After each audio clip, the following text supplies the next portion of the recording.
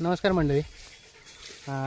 आपला आजचा जो व्हिडिओ आहे तो व्हिडिओ आपल्या गोशाळेबद्दल थोडक्यात माहिती सांगणार आहे आज मी. खरं तर हा व्हिडिओ सगळ्यात पहिला बनवायला पाहिजे होता, पण थोडा उशीरच झाला आहे, पण लेट पण एकदम थेट सगळ्यांपर्यंत पोचवतो आहे. आपली गोशाळा आहे गाव चोरांबे, तालुका जावली, जिल्हा सातारा. आणि गोशाळा आपली काम करते देशी गोवंशासाठी. म्हणजे त्याच्यामध्ये गीर जातीच्या गायी आहेत, खिलार जातीच्या गायी आहेत, त्याच्यानंतर कांक्रीज जातीच्या गायी आहेत.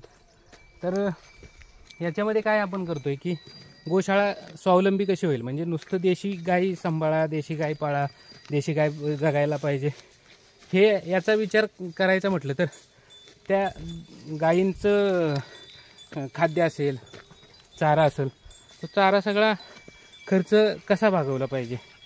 नुसत्या अनुदानावर गोशाळा चालवायची म्हटलं की कधी अनुदान मिळतं, कधी अनुदान मिळत नाही. ज्यावेळेला अनुदान मिळत नाही त्यावेळेला गायींची उपासमार होते आणि इतर काही मदतीची अपेक्षा आपण ठेवली आणि ती पण जर त्यावेळेला उपलब्ध झाली नाही तर त्यावेळेला पण त्रास होतो.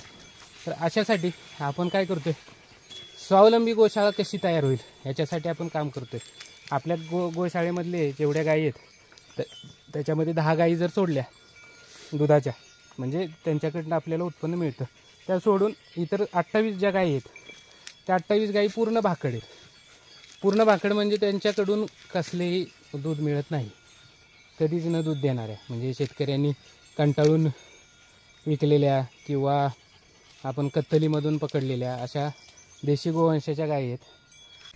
आपल्या सगळ्या मिळून 38 देशी गोवंश आहेत. त्याच्यामध्ये 10 गायी दुधाच्या आहेत आणि इतर गायी फक्त भाकड आहेत, म्हणजे त्या दूध देत नाहीत. अशा गायी आपण या 10 गायींच्या दुधाच्या मिळणाऱ्या उत्पन्नावर आणि शेण गोमूत्रापासून मिळणाऱ्या उत्पन्नावर चालवतो. त्याच्यामध्ये आपल्या गोशाळेमध्ये जन्माला आलेले नंदी असतील, परत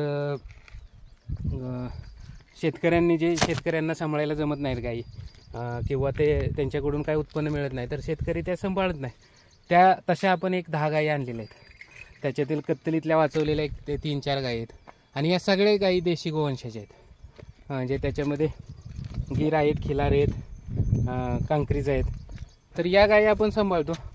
तर आपला महत्त्वाचा उद्देश आहे की देशी गाय जगली पाहिजे आणि ती कुणाच्या तरी मिळणाऱ्या अनुदानातून किंवा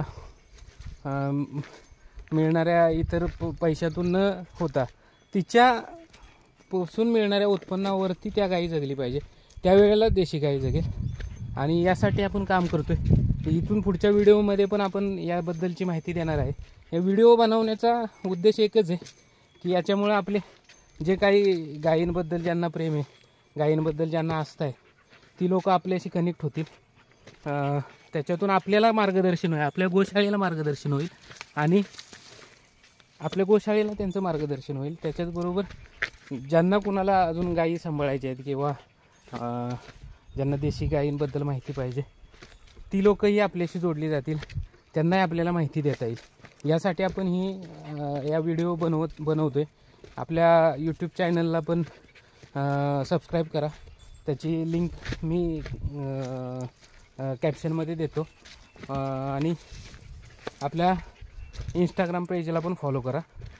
आणि इथून पुढेही आपण व्हिडिओ बनवणार आहे, त्या व्हिडिओ सगळ्या बघत राहा, लाईक करा, कमेंट करा.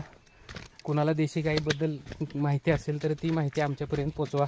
कुणाला पाहिजे असेल माहिती तर त्यांनी आम्हाला मेसेज करू शकता, तुम्हाला ती माहिती आम्ही पोच करू. किंवा त्याच्यात काय मार्गदर्शन पाहिजे असेल तरी त्याच्यामध्ये पण आमची मदत लागली तर नक्की करू. आणि आम्हालाही तुमची मदत, मार्गदर्शन झालं. ज्या लोकांना गायीबद्दल माहिती आहे, ज्या लोकांना गायींबद्दल अनुभव आहेत देशी गायींबद्दल, ती लोकही आपल्याशी जोडली जातील आणि आपल्या गोशाळेलाही त्याचा फायदा होईल, काहीतरी नवीन याच्यातून साध्य होईल. यासाठी आपण या व्हिडिओ बनवतो आहे. तर नक्की लाईक करा, फॉलो करा आणि आपलं यूट्यूब चॅनल सबस्क्राईब करा. धन्यवाद.